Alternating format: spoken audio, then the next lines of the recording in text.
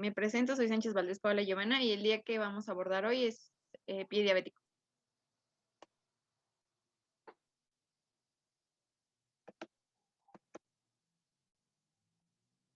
Bueno, para comenzar tenemos dos definiciones. La primera es de la guía de práctica clínica, que la actualización salió en el 2020, y la segunda es de la Asociación Mexicana de Cirugía General.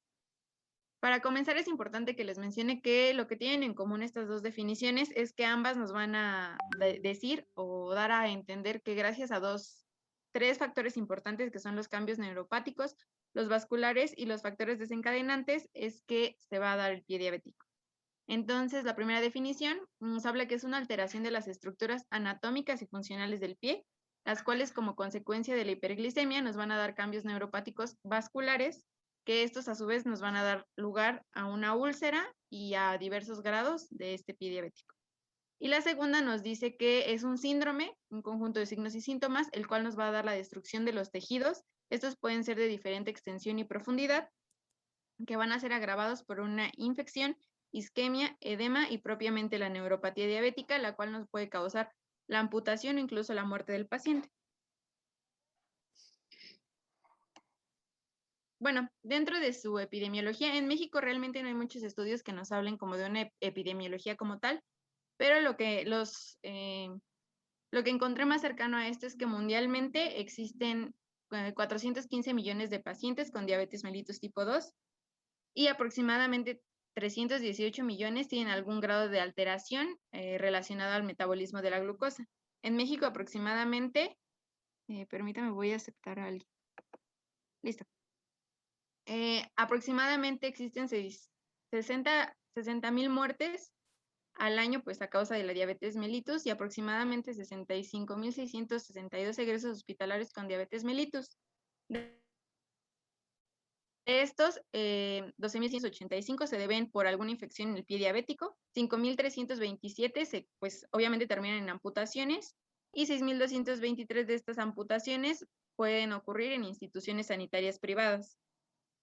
Es importante que les mencione que el 85% de las amputaciones en los pies diabéticos son precedidas a alguna úlcera en el pie, que pues obviamente termina en una infección maltratada en muchas ocasiones, o que el paciente no se da cuenta que ya tiene una infección, y pues es lo que nos provoca esta amputación.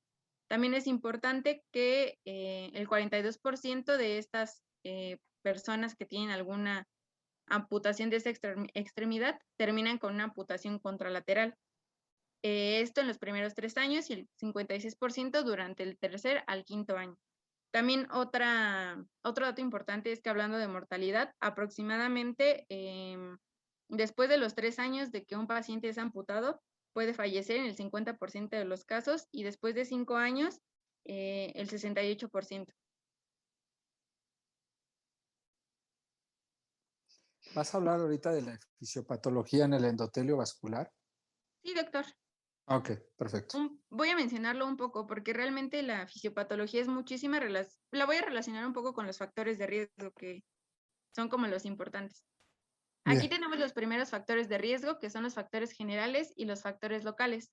Dentro de los factores generales, pues propiamente es el tiempo de la evolución de la diabetes, porque los pacientes que aproximadamente tienen de 8 a 9 años, mencionaba la bibliografía, son aquellos que van a presentar un pie diabético, y los que no son controlados en los primeros 4 a 5 años son cuando presentan este pie diabético.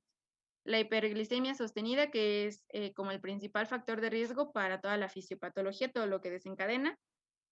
Después tenemos la hipertensión arterial sistémica, la hipertrigliceridemia, hipercolesterolemia y obviamente el tabaquismo, ya que el tabaquismo también es un factor muy importante para desencadenar estas infecciones. Después tenemos los factores locales, que son propios de lo que lleva la enfermedad, como la deformidad del pie, ya sea previa o adquirida, la presión plantar elevada, la hiperkeratosis, enfermedad vascular periférica que va acompañada con la diabetes, los traumatismos y la propia neuropatía diabética.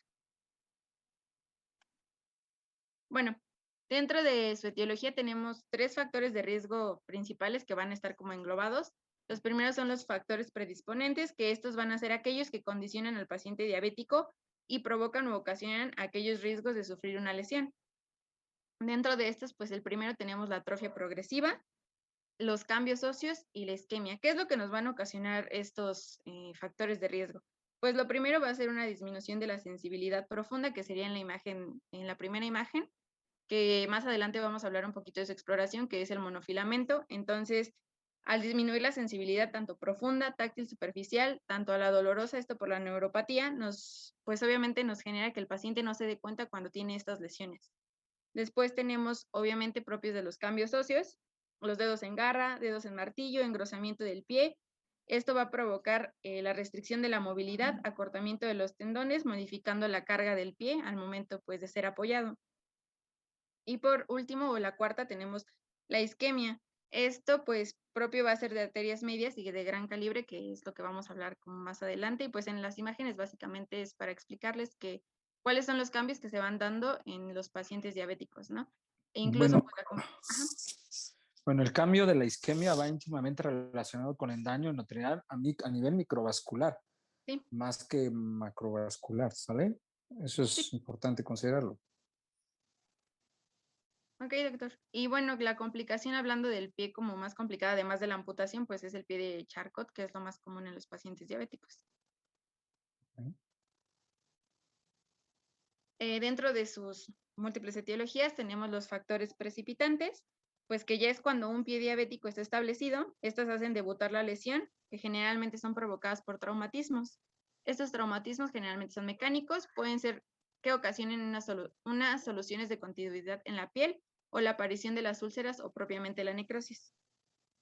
Tenemos dentro de estos factores los extrínsecos, que estos pues obviamente no van a ser como propios del pie, ¿no? Pueden ser mecánicos, esto generalmente en los pacientes diabéticos, como ya estábamos comentando que pierden la sensibilidad, pues un calzado mal ajustado es como lo principal. Después tenemos los térmicos, que estos van a estar cuando los pies están cerca de fuentes calóricas y por la misma neuropatía, pues los pacientes no lo van a sentir y van a provocar lesiones. Y tenemos los químicos, que esto puede ser por exposiciones a agentes queratolíticos, como el ácido salicílico. También tenemos los intrínsecos, que estos van a ser propios del pie. Estos van a ser deformidades del pie que condicionan a un aumento de presión plantar, pues formando los callos y las lesiones preulcerosas. Obviamente ya también les estaba comentando un poco que pueden ser los dedos en martillo. Cuando tienen dedos de martillo y además o le sumamos a esto que usan un mal calzado, van a empezar a formar estas, pues, como lesiones justo en las partes óseas sobresalientes. Lo más común También, son los... también, perdón, hay que considerar que también la distribución a nivel de la columna condiciona estos cambios intrínsecos, no propiamente también, digo, esto es más también de ortopedia, pero siempre hay que también considerar los factores de las cargas que está sufriendo también la columna para que haya este tipo también de pies, ¿de acuerdo? Y Sí, doctor. principalmente, como sabemos, los pacientes diabéticos siempre está asociado con un padecimiento de obesidad. Y eso también trae como trastornos plantares, trastornos en el arco plantar y trastornos en las articulaciones metatarsianas. Entonces, también eso condiciona a que haya cambios o presiones mecánicas con estos cambios morfológicos y condicione daño vascular y obviamente ulceroso a largo plazo, ¿no? Así es. Continuamos. Sí, y bueno, que dentro de lo más común que podemos encontrar en los pacientes, por eso se los puse los grados, es el hallux valgus, que pues en sus diferentes grados nos van a condicionar estas deformidades de los pies en los pacientes. Dentro de la otra etiología son los factores agravantes, pues estos van a ser pues ya los factores que nos van a provocar esta infección en los pacientes. Estos ya pueden ser úlceras neuropáticas sobreinfectadas. Estas generalmente son las úlceras superficiales, estas en este caso pues hablamos que son monomicrobianas, ya sea por estreptococo o estafilococo, que son los más comunes, hablando de las monomicrobianas. Y después tenemos las úlceras profundas, que estas ya hablamos que son polimicrobianas. Pueden ser aerobios o anaerobios, que ya es cuando detectamos que el paciente pues tiene un mal olor en su piel. Esto puede ser por Escherichia coli o Clostridium. Es más común el Clostridium, ¿no? Sí.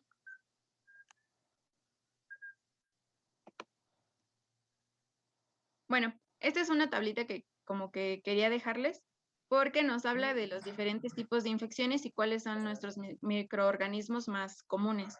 Hablando de la celulitis, el estafilococo, erisipela, el estreptococo beta hemolítico, y es el grupo A, B, C y G. Dentro de la úlcera no tratada con antibióticos, que también más adelante vamos a hablar de su tratamiento empírico, pues puede ser por estafilococos o estreptococos, que ya estábamos viendo que son los más comunes. La úlcera tratada ya con antibióticos puede ser de larga duración y pues también decíamos que ya esta es polimicrobiana.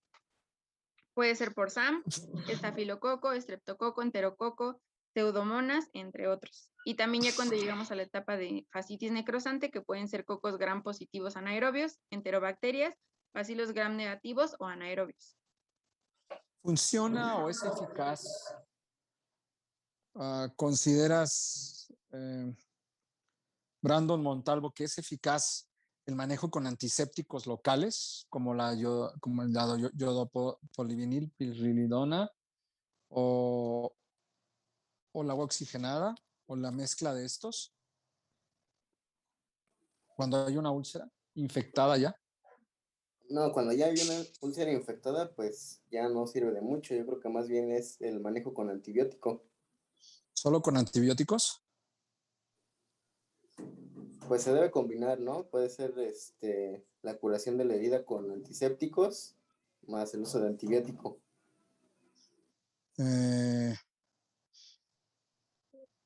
¿No te interesaría,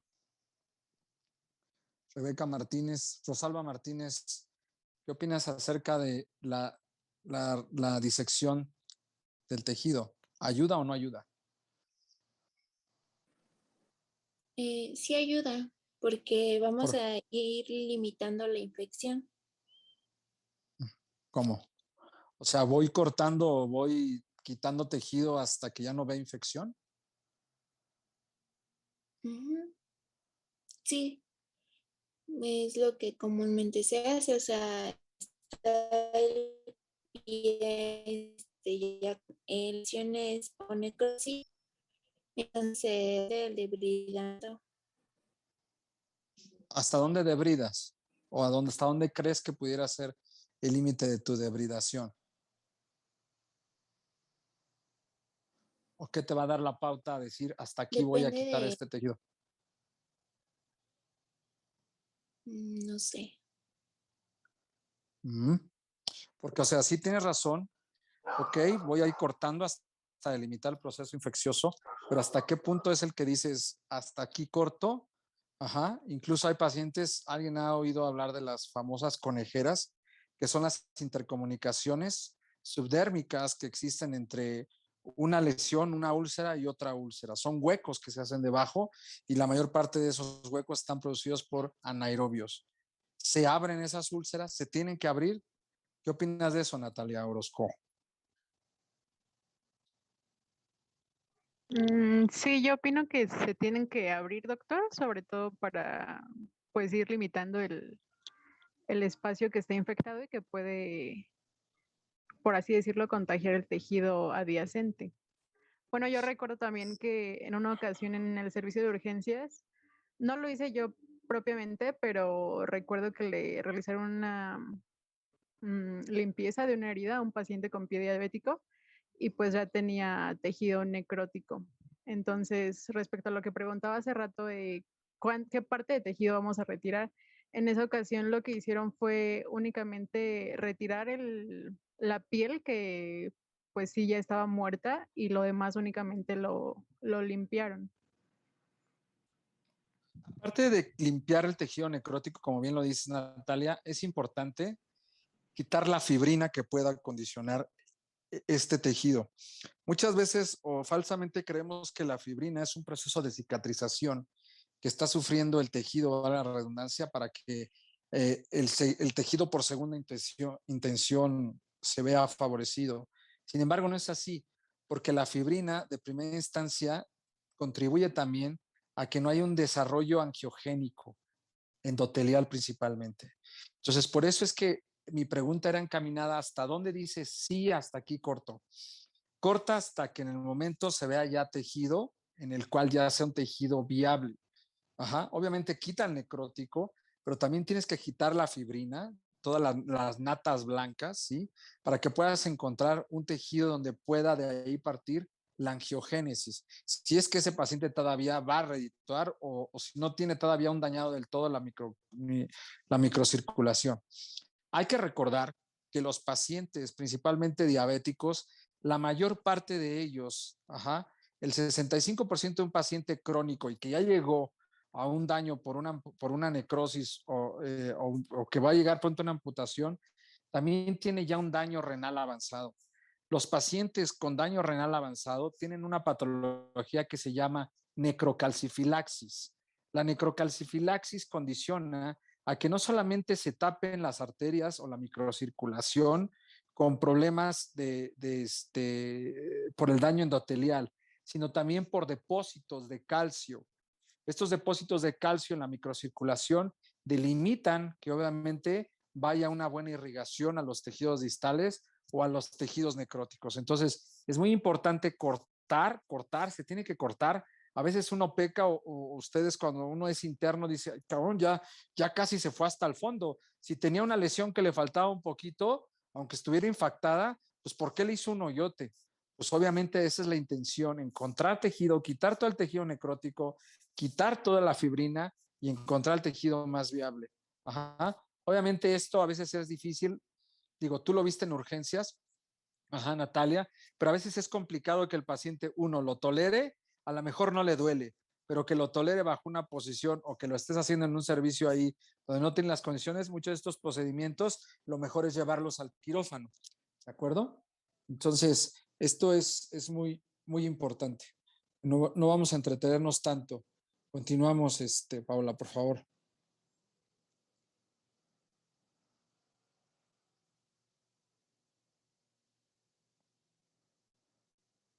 ¿Por ahí está Paola? ¿Tiene Sí, problemas doctor. con la...? Ok. Le estaba comentando que quedan dos minutos de esta sesión, entonces si quiere la cerramos y abro una nueva para que ya no nos esté cortando en el tiempo. Oh, ok. Ok, ¿La mandas entonces al en el chat? mismo link. En el mismo Ok. link entramos, nada más esta ya la cierro para que no nos esté cortando. Ok.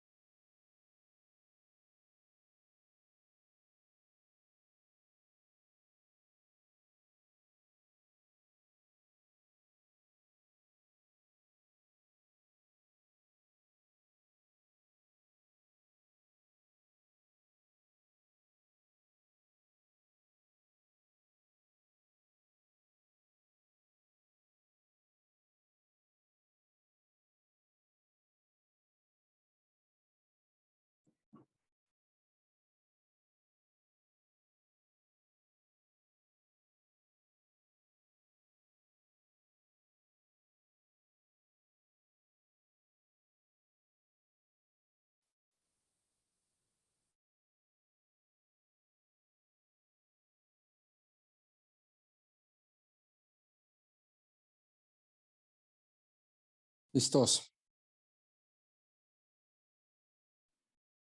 Listo. Ok, Paula. Continuamos.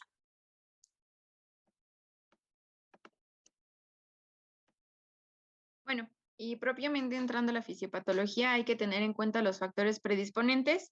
Como ya estábamos viendo, estos factores predisponentes, pues van a ser la neuropatía, la macroangiopatía y la microangiopatía. Empezamos con la neuropatía, esta puede ser sensitiva, motora o autonómica. Dentro de la sensitiva, pues obviamente va a ser la pérdida de sensibilidad protectora para que estos pacientes se den cuenta de cuando están sufriendo alguna lesión.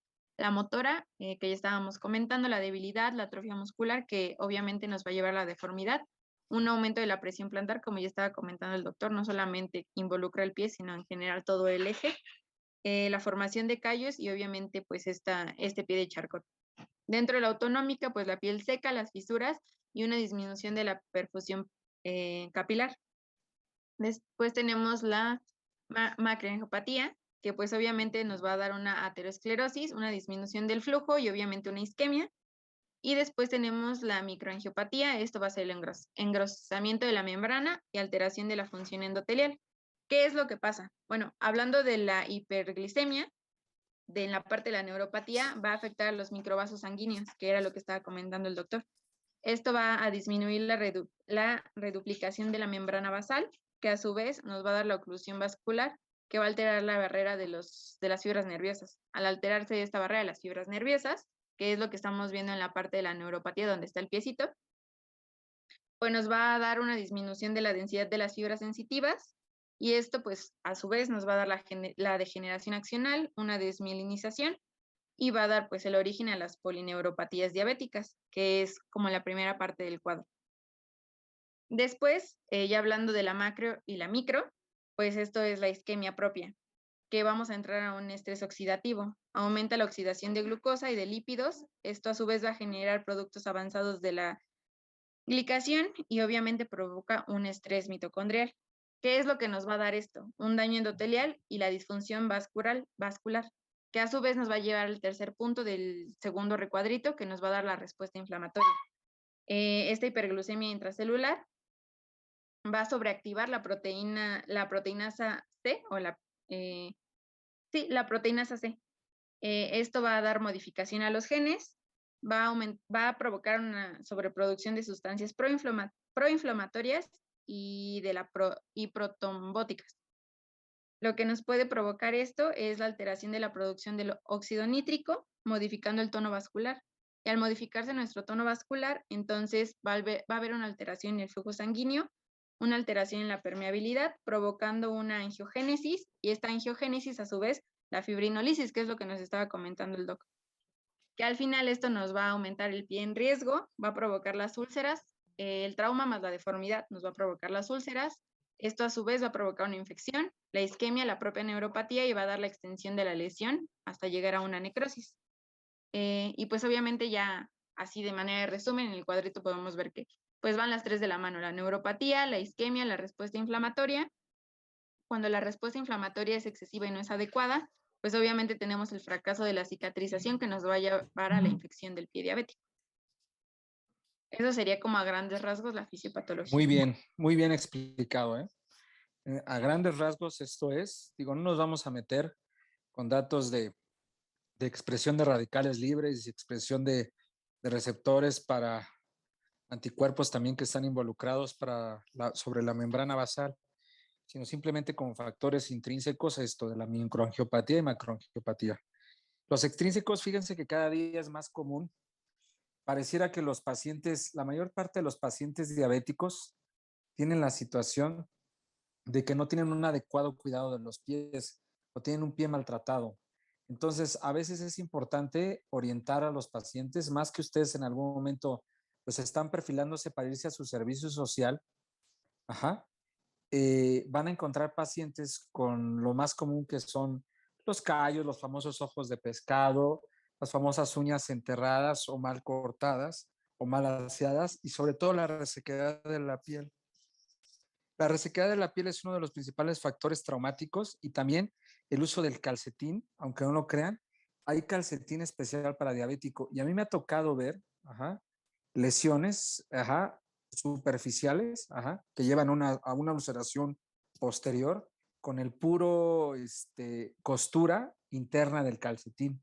Obviamente con el calzado inadecuado, el aumento de la sudoración, el aumento en los incrementos de la humedad, pues conllevan a eso. Entonces, en algún momento ustedes van a ser médicos pasantes, si en algún momento van a tener atención en primer nivel, es una forma de orientar siempre a los pacientes. Tienen que llevar a orientarlos de esa manera, ¿sale? Entonces, no echen en saco roto las cuestiones más básicas y no solamente esperarse a que esté la úlcera y tenerla que resecar. Se puede esto prevenir. ¿Sí? Continuamos, Pau.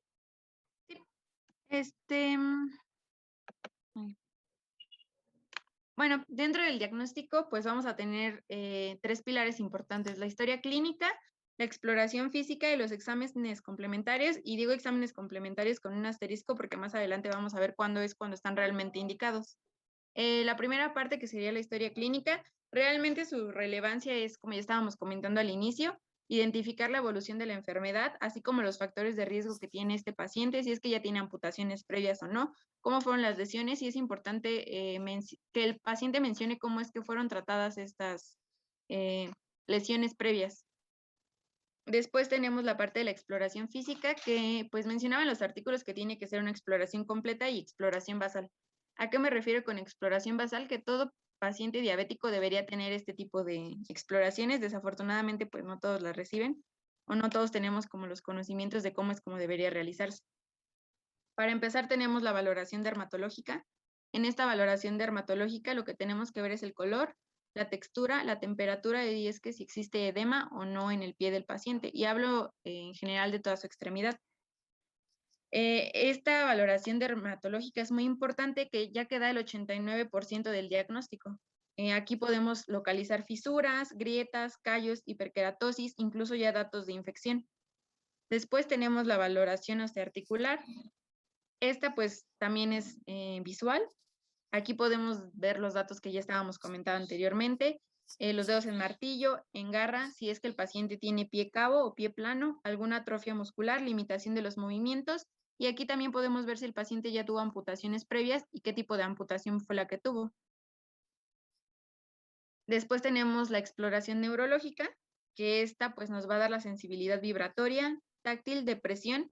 Puede ser con el monofilamento, y si es que no se reacciona al monofilamento, podemos entonces evaluar la presión profunda y también la temperatura. Dentro de la exploración vascular, esto pues básicamente era pues para prevenir y ver cómo estaba esta insuficiencia en los pacientes. Y mencionaba que lo que se tenía que realizar era el índice tobillo-brazo. Esto pues obviamente para ver la enfermedad arterial periférica. Y pues solo mencionaba como la interpretación del índice brazo-tobillo. Este es normal cuando es de 0.9 a 1.4.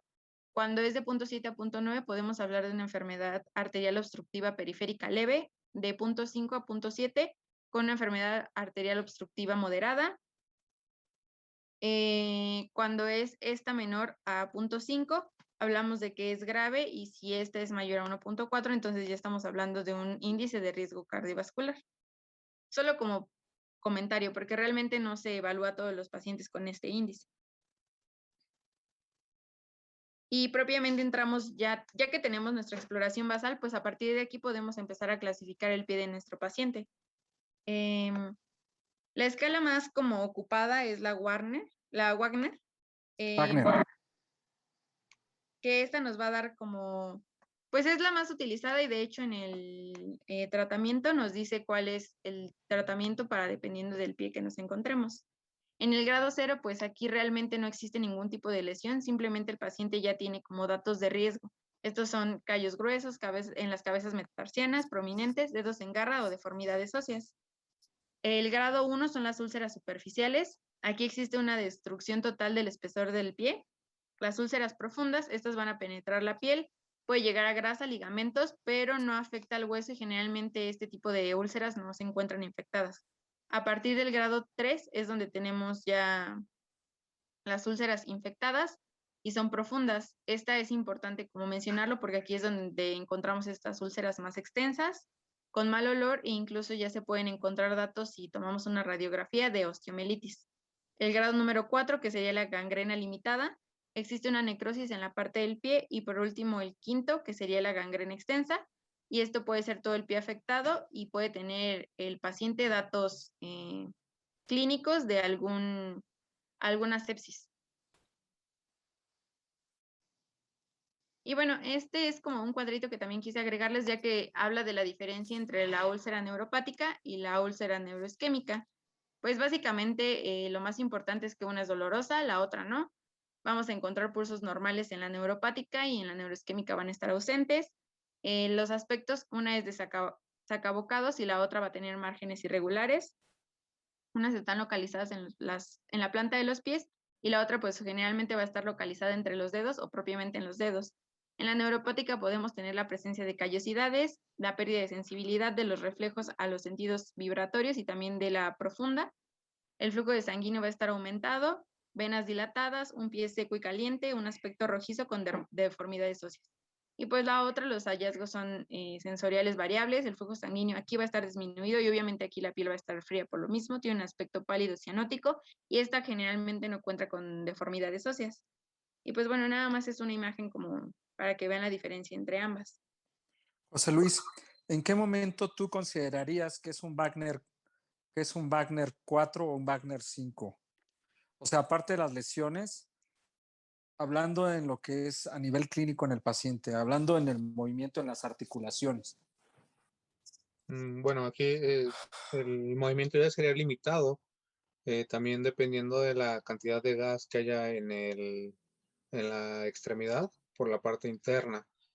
Entonces ya va a haber también el aumento de volumen y al Mira, mismo tiempo pero si ya hay gas, ya hubo liberación, entonces el tejido ya está necrótico, o sea, ya difícilmente hay gas. Estoy hablando ya de la articulación propiamente cuando ya está dañada.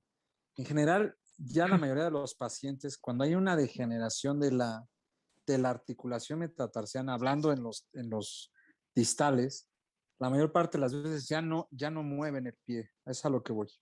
¿Sí? Ujú. Ya las limitas, ya el movimiento está totalmente, ya está abolido. ¿Sí? El gas ya fue previo, aclarando lo que tú dices. ¿Sí? Ya la osteolisis ya está empezando. Entonces, ya ni siquiera pueden mover el pie. Incluso a veces hay ya desarticulación metatarsiana desde un Wagner 4. ¿Sale? ¿Por qué lo comento? Porque a veces cometemos el error, digo, incluso hasta como adscritos, de creer que va a avanzar una amputación hasta que ya el paciente ya no pueda mover las articulaciones, pero en realidad ya se fue más allá, ya a veces está en un grado 5, ¿sí? Entonces, sí hay que tener ese punto clínico para delimitar, decir, bueno, no necesariamente un paciente, ¿sí? Con una limitación del movimiento, quiere decir que ya sea candidato a que ya se tenga que amputar, ¿sí? ¿Cuándo ya decidimos hacer una desarticulación, José Antonio?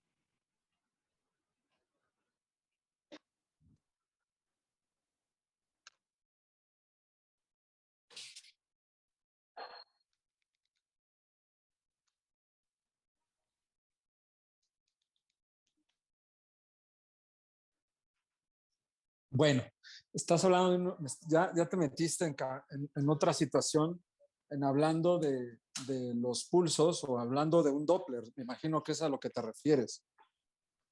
¿Es correcto? Un Doppler nos da apertura de resistencia vascular, de la resistencia microvascular. Entonces, ¿por qué dices que es un parámetro para decir que un paciente ya le tienes que desarticular?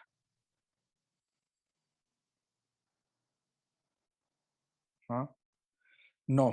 Cuando vas a hacer una desarticulación, estás hablando de una sola desarticulación o dos, o a veces hasta tres. Ajá. Y lo que tiene mucho que ver, ¿sí? Es cuando ya el tejido ahí sí, de manera distal, está necrótico. Pero no necesitas un Doppler, ¿sí?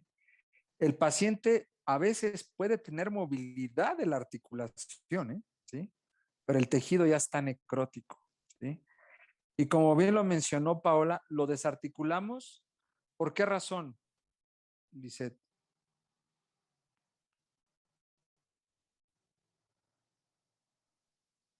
Para que no siga avanzando como tal Para que no la se... infección, Exacto, para no llegar a una sepsis. para frenar. Ajá, exactamente. Para frenar, ¿sí? La diseminación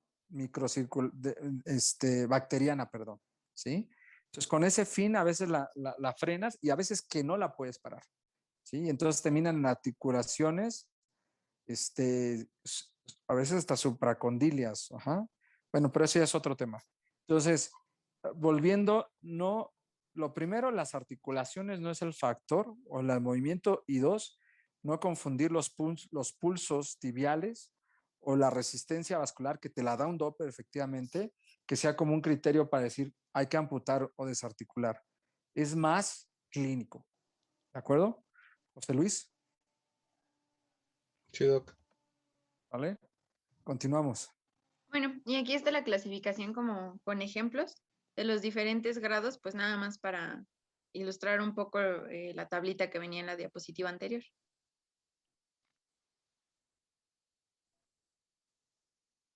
Dentro del diagnóstico, ya les había comentado de los exámenes complementarios, que lo pongo con asterisco, ya que pues obviamente nosotros podemos darnos cuenta cuando un paciente está cursando con una infección grave. Y realmente los exámenes complementarios solo se mencionaba que eran indicados en los pacientes que ya estuvieran hospitalizados o que ya los hubiéramos canalizado. Estos exámenes complementarios se mencionaba en la literatura que se podía como dar pauta a empezar a indicarlos cuando el paciente ya se encontraba en un Wagner 3. Es importante mencionar que los más específicos son la glucosa, esto porque como ya estábamos comentando, la hiperglicemia, pues todos los efectos que nos va a causar en el paciente. Entonces, lo primero que nosotros tenemos que hacer dentro de ya nuestros criterios de terapéutica es lograr la adecuada control de la glucemia para facilitar el tratamiento y su efectividad. Después tenemos la PCR, la BSG y la PTC, que sería la procalcitonina. Estos son marcadores de infección específicos y son datos claros donde podemos ver la gravedad de nuestro paciente, ya que, y también con esos podemos evaluar la respuesta al tratamiento de nuestro paciente. Eso es lo que ahorita está muy en boga con el COVID, ¿no? El uso de la procalcitonina. Ajá. Perdón. Sí, interrumpí. porque no se preocupe, porque de hecho es un dato de inflamación e incluso nos puede hablar ya de una sepsis general. Otro dato importante es el cultivo. La guía de práctica clínica mencionaba que pues era como súper padre que ojalá a todos nuestros pacientes se les pudiera hacer un cultivo desde el momento que tenemos la herida. Desafortunadamente se tardan un tiempo en entregarte los resultados. Entonces, pues por eso aquí lo mencionaba que era a partir del 3, nada más para ver si ya no estaba funcionando entonces nuestra terapia empírica, pues ya entonces ver lo específico con lo que le íbamos a dar al patógeno que en ese momento estuviera en la herida. Y por último tenemos la imagen, que también se solicita a partir del 3, porque como ya les estaba mencionando en la diapositiva anterior, podemos ya ver datos de osteomielitis, que qué es lo que podríamos ver en nuestra radiografía o nuestra placa. El Era lo que involucro, les comentaba, el perdón, secuestro. que desde el Wagner 3 ya se ve eso, ¿eh? Se ve el involucro y el secuestro en la imagen. De hecho, se ve el secuestro del tejido óseo. Alrededor sería el involucro, que es todo el tejido que se está empezando a meter y hacer como una capsulita. Alrededor tenemos el edema de tejido blando e incluso ya podemos ver datos de gas en ese dedito. La pérdida de la arquitectura trabecular y obviamente la erosión cortical de nuestros huesitos.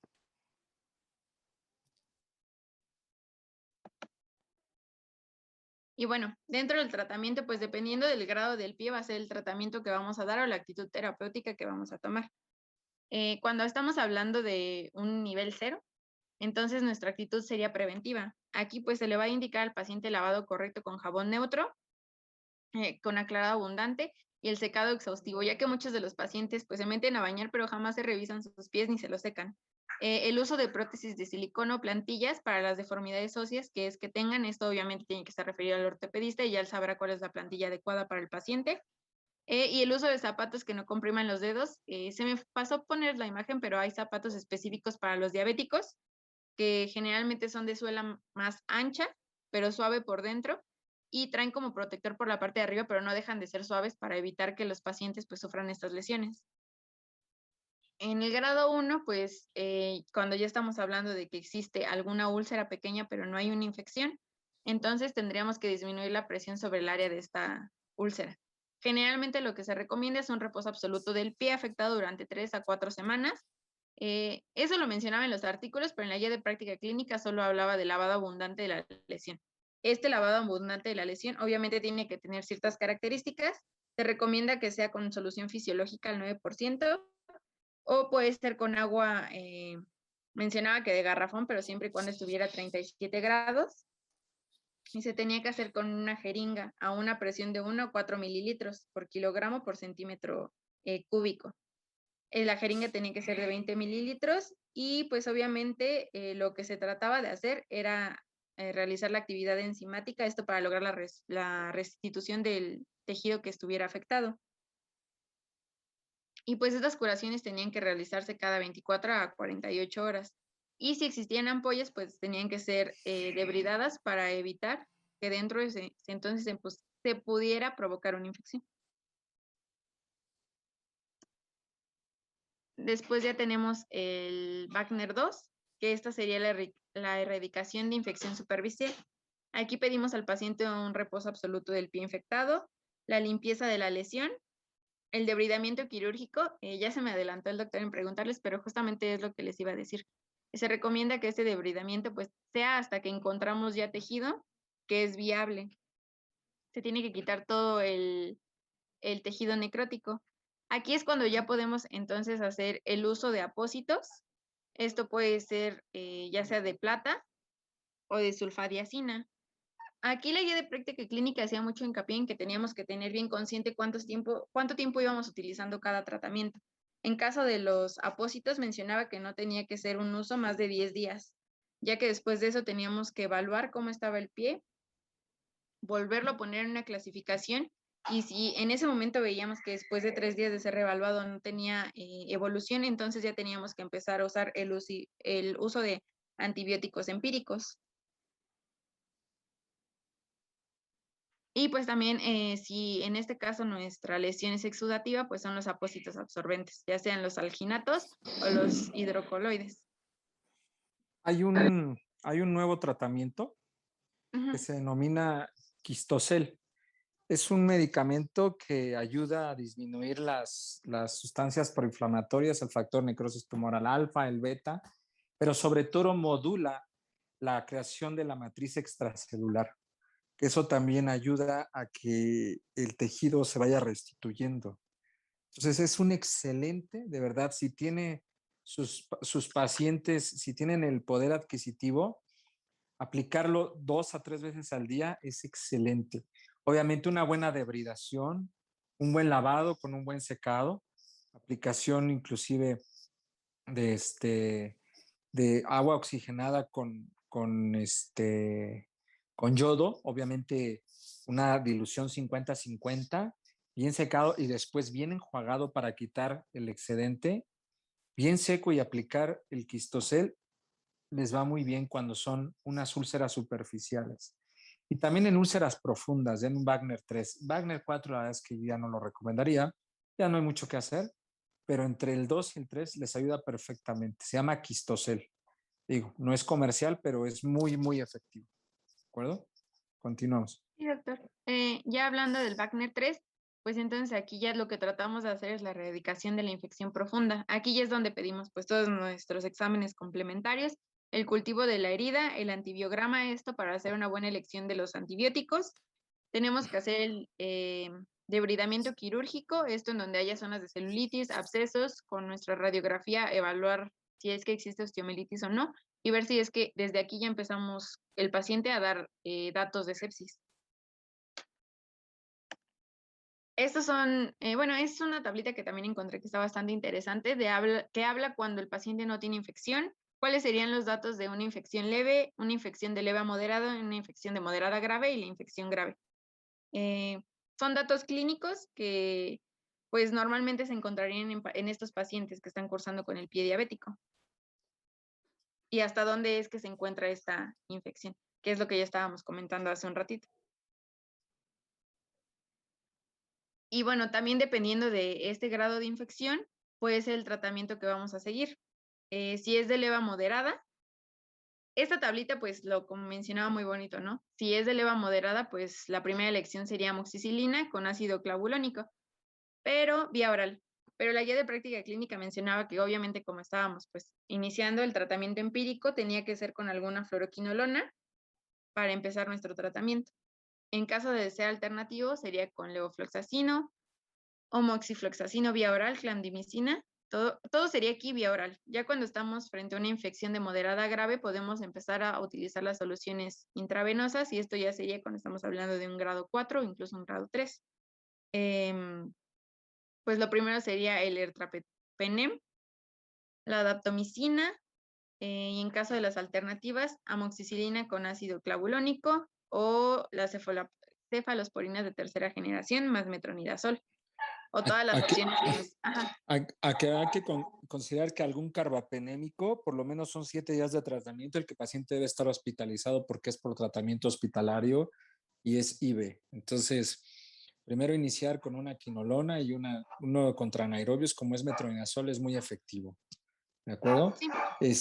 Ya los sertapenems y carbapenémicos mezclados con una cefalosporina de segunda o de tercera generación son muy efectivos, pero yo solamente ya los recomiendo en una situación ya más grave, incluso ya en un paciente que incluso ya fue sometido a debridación total en quirófano o inclusive a desarticulación. Ok, doctor. Y bueno, estas son como los medicamentos que mencionaba para cada tipo de infección, pero la guía de práctica clínica, pues como les mencionaba el empírico, los IRMSA, o sea, los que fueran resistentes, esos tendría que ser con vancomicina o linezolid. Si estamos frente a un proteus, pues sería el trimetoprim con el sulfa, y si es una pseudomonas, sería con imipem. Eso serían como el cuadro básico que habla la guía de práctica clínica. Y esto pues ya es más los que mencionan los artículos. Bien. También el tratamiento, mencionaban que era importante considerar los criterios de hospitalización. Como ya estábamos mencionando, a partir del 3 es cuando tenemos que considerar esto, que sería cuando son infecciones de alto riesgo, esto que amenaza la integridad de la extremidad, que ya lo estaríamos dando desde los datos de la osteomielitis para no... Todo esto se mencionaba con el afán de poder conservar lo más que se pueda de la extremidad. Cuando la infección del paciente ya tuviera una circulación precaria o ya estuviera como en gangrena, que existiera una gran tumefacción o edema de los pies, la celulitis ascendente, que ya también tendrían entonces en la placa pues datos de gas, la osteomielitis, las complicaciones del estado general, que fuera sepsis, deshidratación o insuficiencia renal, que ya también nos comentó el doc por qué, la descompensación diabética, la falta de respuesta al tratamiento correcto después de 4 a 5 días. En la guía práctica mencionaba que era de 7 a 10 aproximadamente, pero bueno, los artículos dicen que desde antes para evitar justamente la amputación. Un paciente que no fuera colaborador o no tuviera como una red de apoyo eficiente o la imposibilidad de la asistencia domiciliaria adecuada, que vendría siendo lo mismo, que no tuviera esta red de apoyo para sus curaciones y demás. Y por último tenemos el grado 4 y el 5. El 4 pues ya estamos hablando de una hospitalización urgente, ya que aquí entonces tendría que intervenir cirugía vascular con técnicas intervencionistas como el bypass, angioplastía o la propia amputación. Y continuar con el tratamiento antibiótico de elección para evitar la sepsis completa del paciente. Y pues en el 5 pues ya nada más queda la amputación. Esto tendría que obviamente pasar a cirugía y tendría que ser evaluado el nivel de la amputación dependiendo de dónde esté el grado de osteomielitis y la infección y el gas. Bien.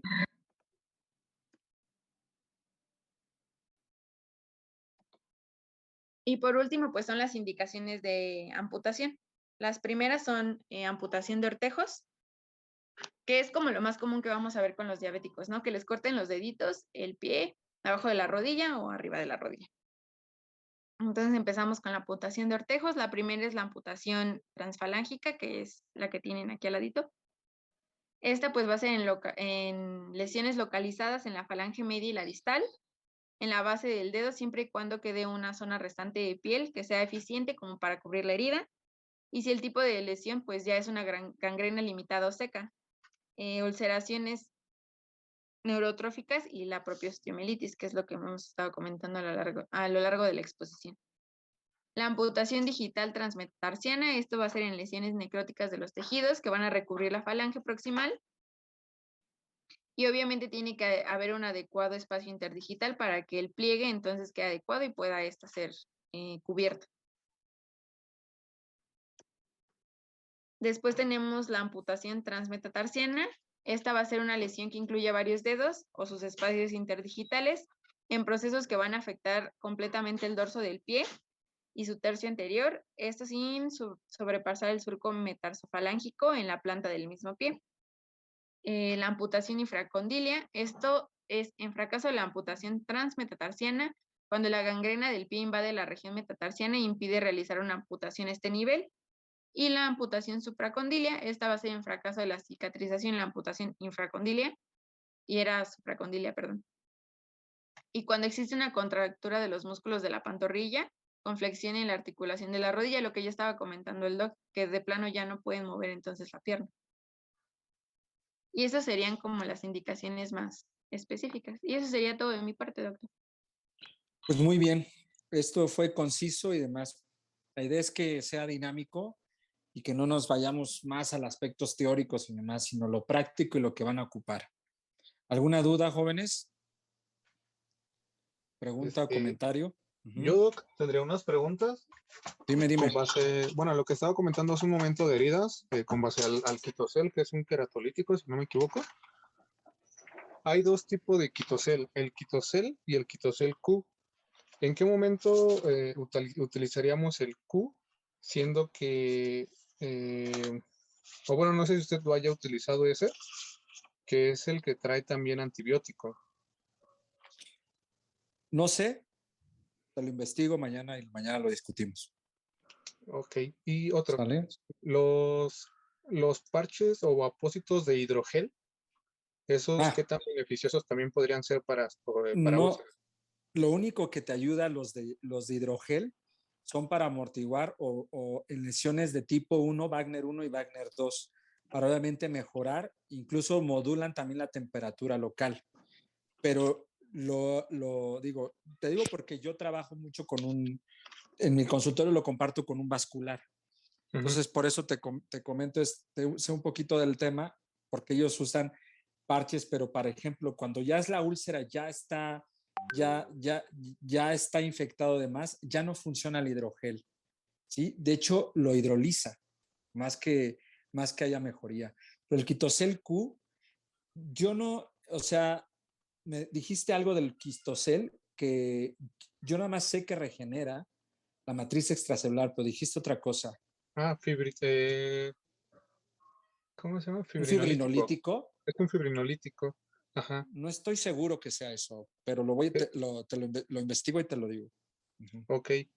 Y otra, igual comentaba del yodo povidona con agua oxigenada, y esa Sí, yo tenía entendido que ya no bueno, ya no era recomendable utilizarla, secundario a no, la inflamación que genera en los tejidos y también como el barrido que genera de los tejidos de pero reparación. cuando hay fibrosis, cuando hay fibrinolisis, sí te ayuda.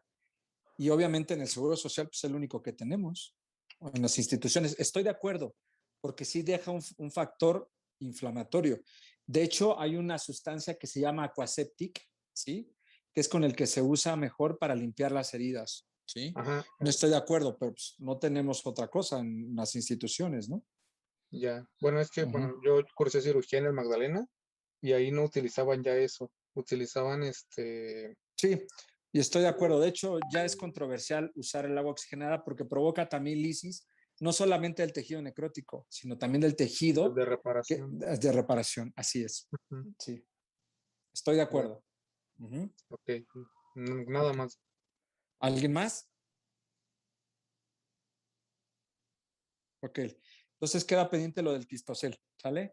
Mañana nos vemos con lo de vascular. ¿De acuerdo? Sí, doc, ¿Hecho? gracias. Sí, doc. ¿Preguntas? Les confirmo la hora por ahí de la 1 o 2 de la tarde. ¿Les parece? ¿De acuerdo? Sí, doc. Ah, no, sí, o sea que les confirmo como a esa hora, pues. Ajá, no que a esa hora va a ser. ¿Quién va a dar? ¿Natalia, tú? No. José Antonio, perdón. Ajá. Ok. Así quedamos, ¿les parece?